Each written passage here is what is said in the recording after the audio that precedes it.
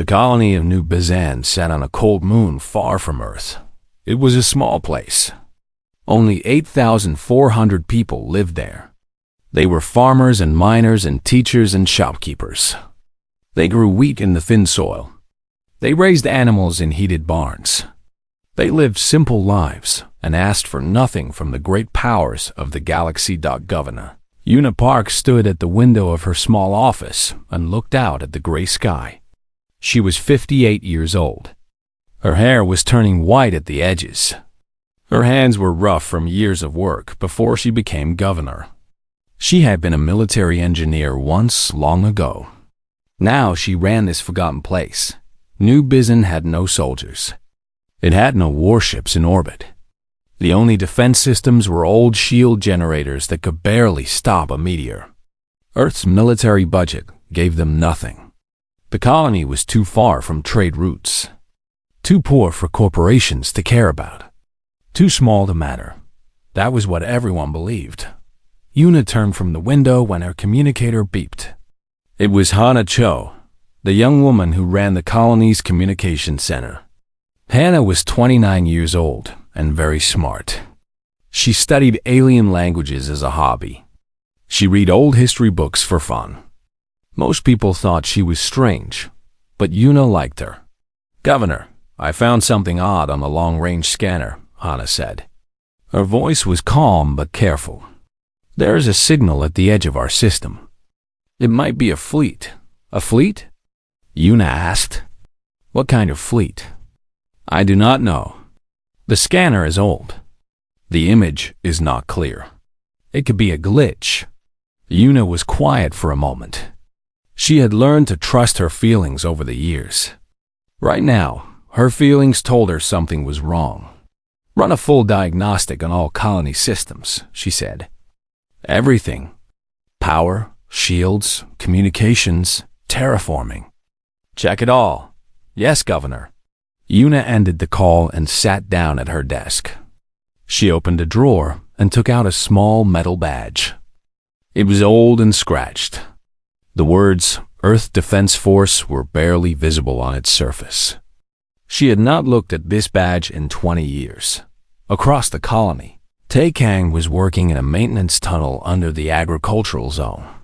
He was 34 years old and very good at fixing things. Pipes, machines, computer systems. If it was broken, Tae could repair it. The colonists often joked that he could fix anything except his own messy hair. Today he was checking the terraforming nodes.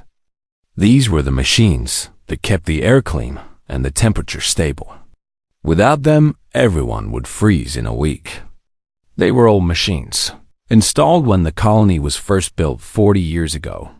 Tae connected his diagnostic tablet to a node and waited for the data to load. But what appeared on his screen made no sense. The node showed 3 systems. The first was atmospheric processing. That was normal. The second was thermal regulation. Also normal. But the third system had no name. It was marked only with a code. Hala-7. Had worked on these machines for 10 years. He had never seen this third system before. He tried to access it, but the system was locked. The encryption was military grade, far beyond anything a simple farming colony should have. "What is this?" he whispered to himself. In the town center, an old man named Dae-sung was serving noodles to a group of miners. His shop was small and warm. The smell of broth and spices filled the air. Dae-sung was 71 years old. He moved slowly, but his eyes were sharp. The miners loved his food and his stories. "Tell us about Earth again, grandfather," one young miner said. "What was it like to live there?" Dae-sung smiled and ladled more soup into the boy's bowl. "Earth was beautiful," he said. "Green forests, blue oceans, cities that touched the clouds. But I like it here. New Bizan is peaceful." What the miners did not know was that Dae-sung had once been a strategist for the Earth Defense Force. He had designed weapon systems and defense networks. He had planned battles that saved millions of lives. He retired 40 years ago and came to this small colony to live quietly. But he had not come here by accident. Back at her office, Yuna received another call from Hannah. This time the young woman's voice was different. There was fear in it. "Governor, the signal is clear now. It is not a glitch. There are 47 ships entering our system. They are Vorn warships." Yuna's blood went cold. The Vorn were conquerors. They moved through the galaxy taking what they wanted. They enslaved weak species. They destroyed anyone who fought back. And now they were coming here. "How long until they arrive?" Yuna asked. 3 hours. Maybe less. Yuna stood up from her desk. Her hands were shaking, but her voice was steady. "Call an emergency meeting of the Colony Council. Everyone. Now." She picked up the old badge from her desk and put it in her pocket. Then she walked out of her office and into the gray light of New Busan. The forgotten colony would not stay forgotten for much longer. High above the cold moon, 47 warships moved through the darkness of space.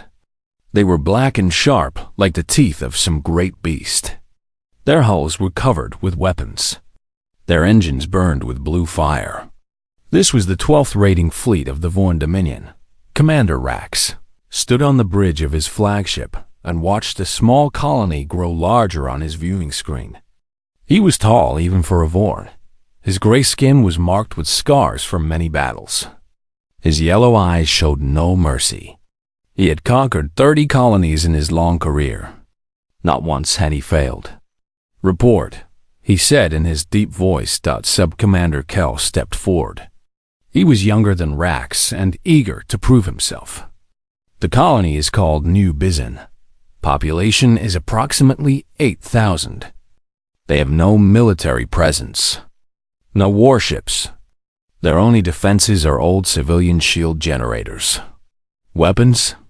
None detected. They appear to be farmers." Rax made a sound that was almost a laugh. "Farmers. The humans send farmers to colonize new worlds while their warriors stay safe on Earth. They are weak. Shall I begin landing operations, Commander?" "Yes, send 20 dropships. 2,000 soldiers should be enough for a place like this.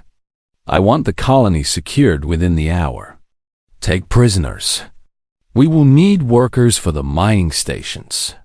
Kel bowed and left to give the orders. Rax continued to watch the small moon on his screen. He had studied humans for many years. He knew which colonies were strong and which were weak. He knew where their fleets were stationed. He knew where the gaps in their defenses were. New Busan was in one of those gaps. No patrol ships came here. No military bases were nearby. It was perfect. Down on the surface, Governor Yuna walked into the town hall where the Colony Council had gathered. The room was full of worried faces.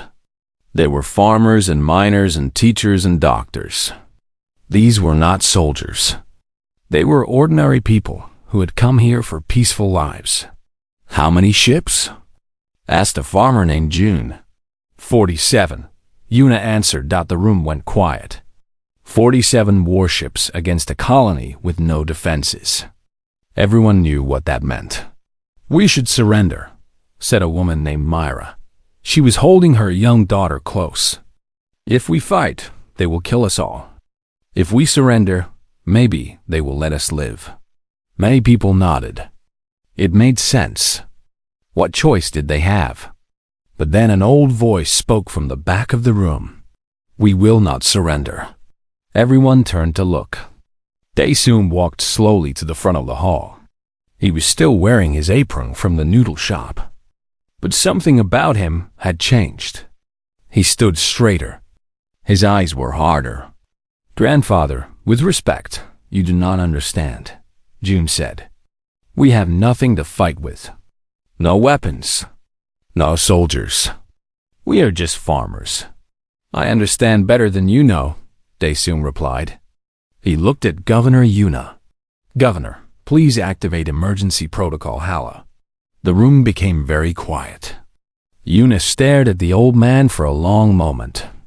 Then she reached into her pocket and took out her old military badge. "You know about HFY?" she asked. "I designed it." Una closed her eyes and let out a long breath.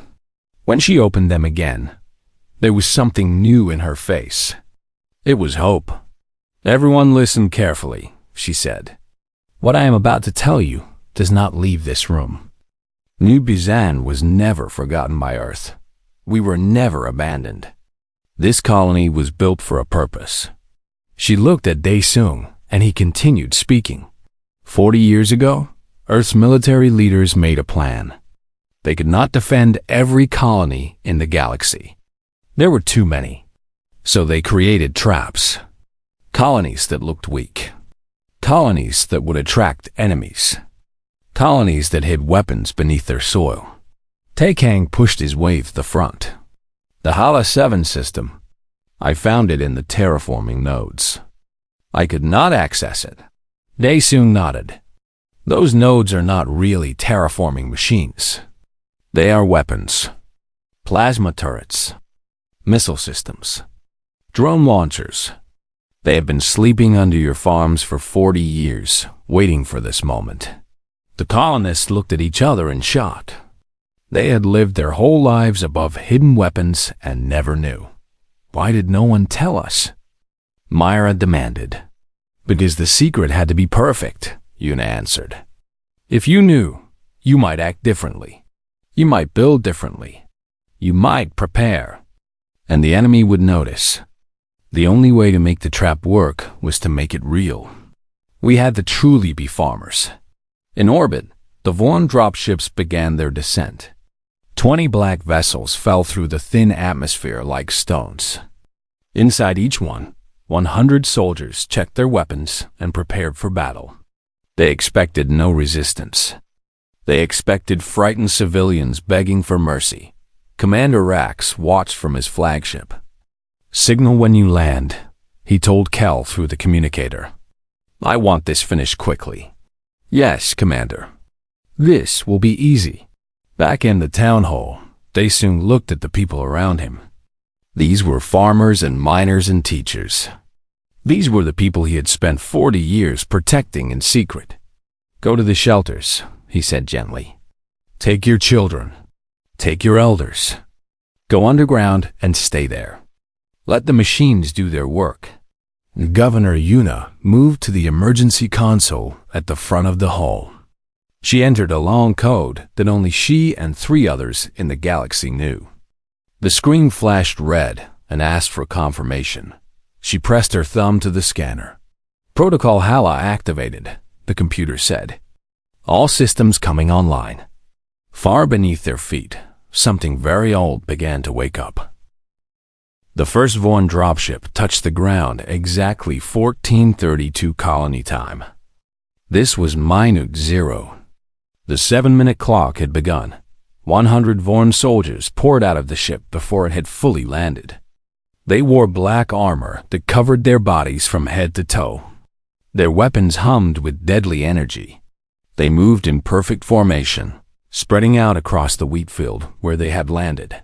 Behind them, 19 more dropships came down from the sky. 2,000 soldiers. The largest force the 12th rating fleet had ever used for a single colony.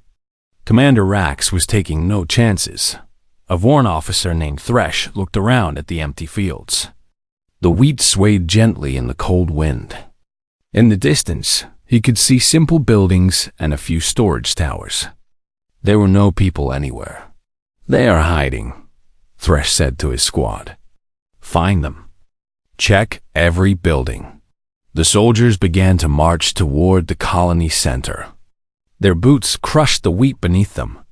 Their sensors scanned for life signs. Underground, the colonists huddled in shelters that had been built for meteor strikes. Parents held their children close. Old people prayed quietly.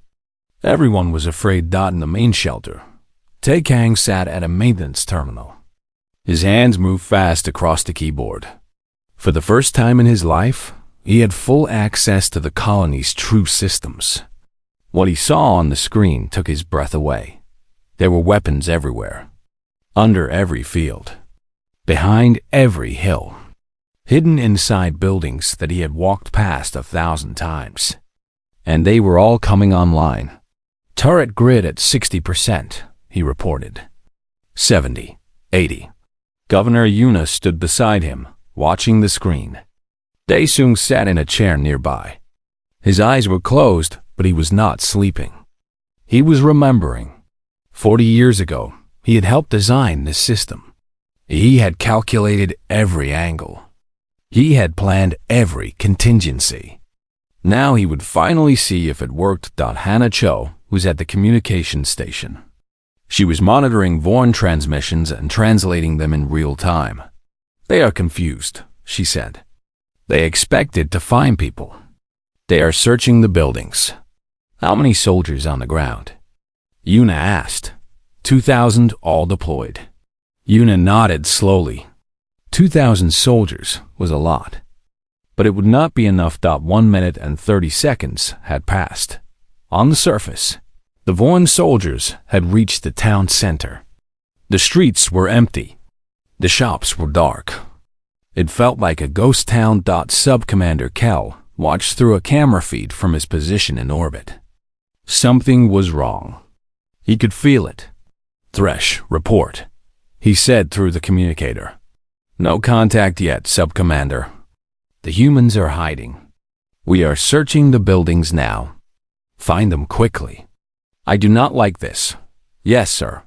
But then something strange happened. The ground began to shake. Thresh looked down at his feet. The soil was moving. Small cracks appeared in the earth. A deep humming sound came from somewhere below. What is that? A soldier asked. Before anyone could answer, the ground exploded. 2 minutes and 45 seconds had passed. All across the colony, the wheat fields opened up. Giant metal doors swung back to reveal black holes in the earth.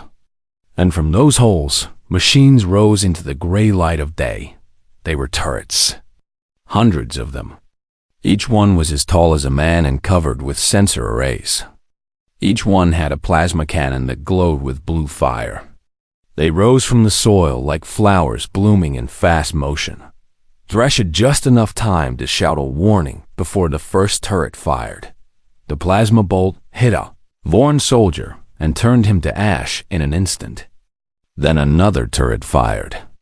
And another. And another. The wheat fields became a killing zone. Vorn soldiers tried to run. They tried to find cover. But there was no cover. The turrets were everywhere. They fired with perfect accuracy, never missing, never stopping. In orbit, Commander Rax watched in horror as red dots disappeared from his tactical display.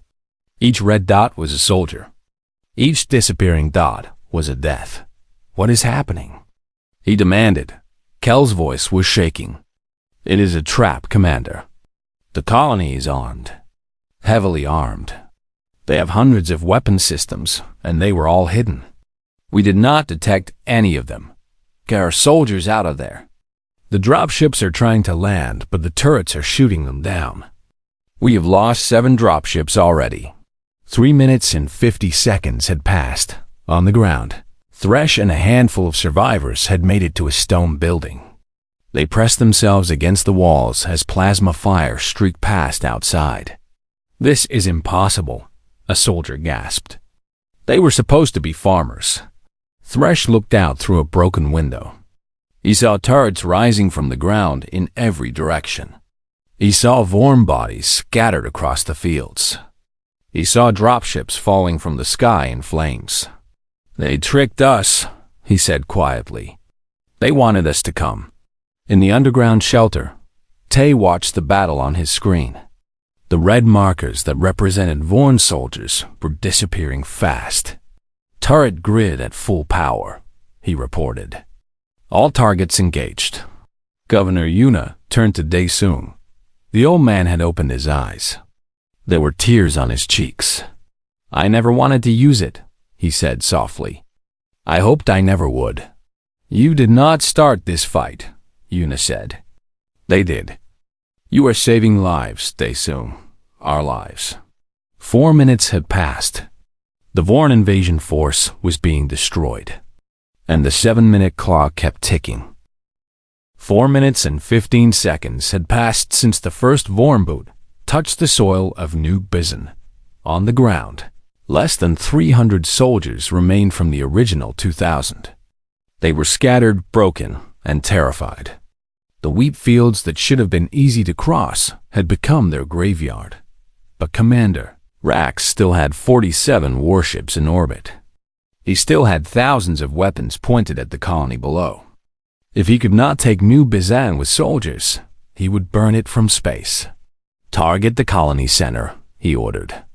His voice was cold with rage. "Full bombardment. Destroy everything." The weapons officers obeyed. Energy gathered in the barrels of massive cannons. Missile bays opened along the hulls of black warships. In seconds, enough firepower to level a city would rain down on the small moon. But the attack never came. High above the colony, objects began to move. They looked like old mining satellites, dead and forgotten, drifting in useless orbits. The Vorn had scanned them when they first arrived. The scan showed no power, no weapons, no threat. They were just junk dot. They were not junk dot at 4 minutes and 30 seconds. The satellites came to life. Power cores that had been dormant for decades activated. Weapon systems that had been hidden behind false panels emerged. Targeting computers locked onto the Vorn fleet. "Commander!" Kel shouted. "The satellites. They are attacking." Rax spun toward the viewing screen. He saw beams of white light cutting through space. He saw missiles streaking toward his ships. He saw his fleet, his proud and powerful fleet, under attack from machines he had dismissed as garbage. The first beam hit a Vorn destroyer and cut it in half. The two pieces spun away into the darkness, trailing fire and debris. A second beam hit a cruiser's engine section and turned it into an expanding bowl of flame. "Return fire!" Rax screamed. "Destroy those satellites." The Vorn ships tried to fight back. Their weapons fired at the small objects orbiting above them.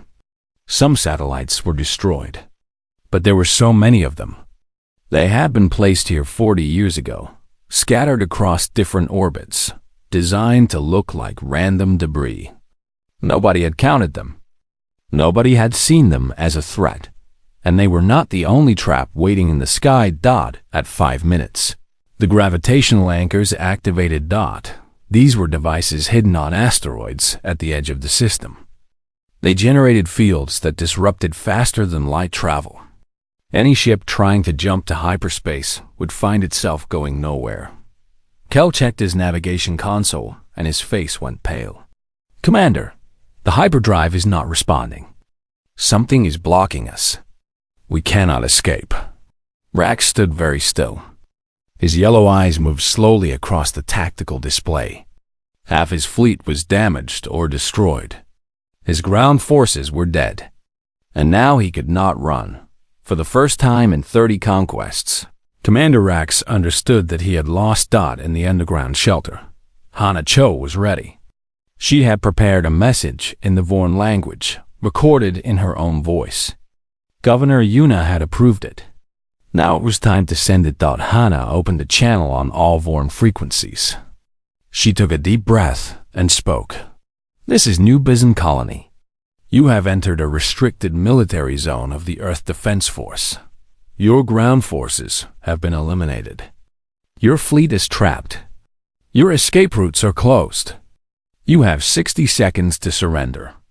Lower your weapons and transmit a white signal. If you do not surrender, you will be destroyed. This is your only warning." The message was clear.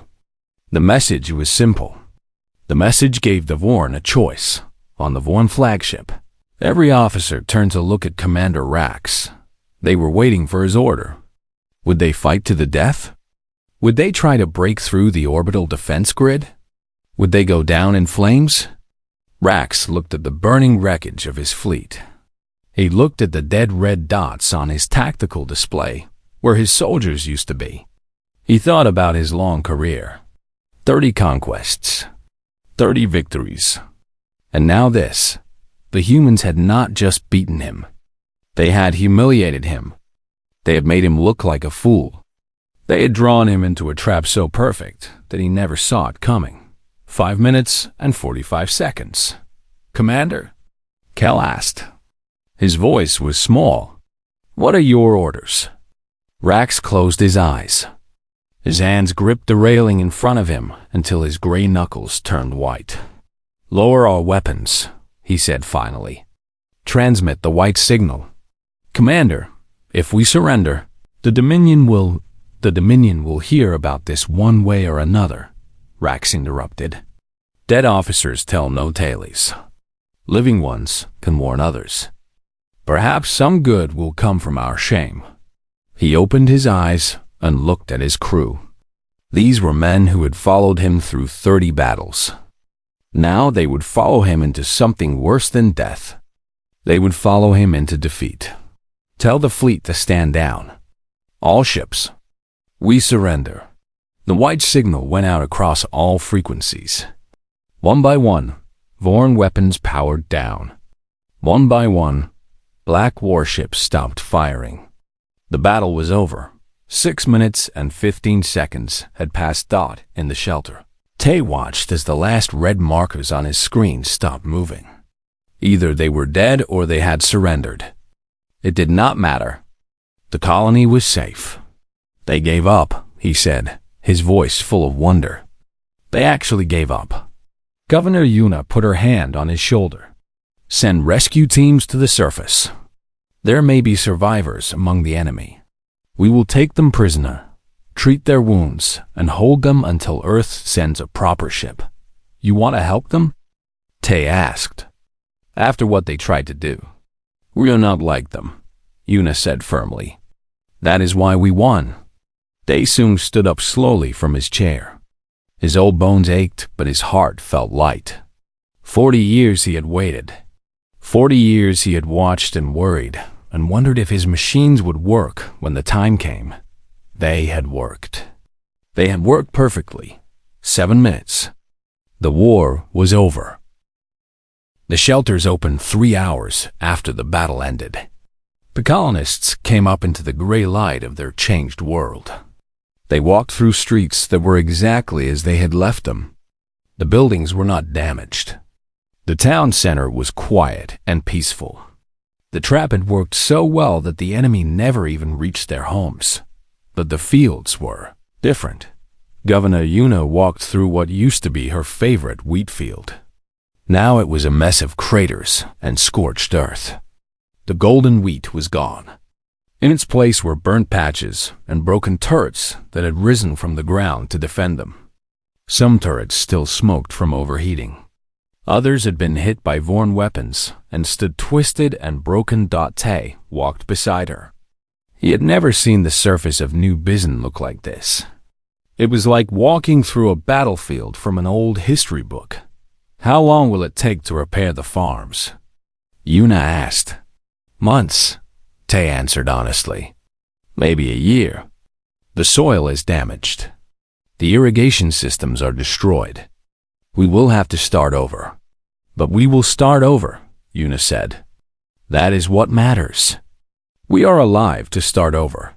They reached the edge of the field where Vorn prisoners sat in a long row. There were only 47 of them left from the 2,000 who had landed. Earth security officers had arrived by shuttle from a hidden base on a nearby moon. They were processing the prisoners and preparing them for transport. Commander Rax sat apart from his men. His black armor was cracked and burned. His gray face was covered with ash. His yellow eyes stared at nothing. The officer who had conquered 30 worlds now sat in the dirt of a farming colony, beaten by machines he never knew existed. Yuna stopped in front of him. For a long moment, neither of them spoke. Why? Rax finally asked. His voice was rough and tired. Why did you make this place look so weak? You could have shown your weapons. You could have warned us. We would have stayed away, and you would have attacked somewhere else, Una answered. Some colony that did not have our defenses. Some world full of people who could not protect themselves. So you use yourselves as bait. Yes, Rax shook his head slowly. Humans, you are more dangerous than we ever understood. You hide your strength. You pretend to be weak. You wait for your enemies to come to you, and then you destroy them completely. We did not want this fight, Una said. You brought it to us. We simply ended it. She turned and walked away. There was nothing more to say. The news of the 7-minute war spread across the galaxy within hours. Communication channels buzzed with reports of what had happened. A Vorn raiding fleet, 47 ships strong, had attacked the most defenseless human colony in the sector. 7 minutes later, the entire fleet was destroyed or captured.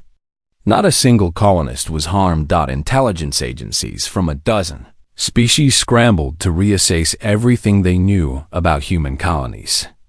How many more traps were hidden on worlds they had marked as weak? How many more farmers were actually guardians of secret weapon systems? How many more inviting targets were actually deadly snares? The answer was, nobody knew. And that was exactly what Earth wanted. On a space station far from New Bizon, a group of alien ambassadors gathered to discuss the news. They came from species who had considered invading human territory. They came from empires who had thought humans were soft and easy to conquer.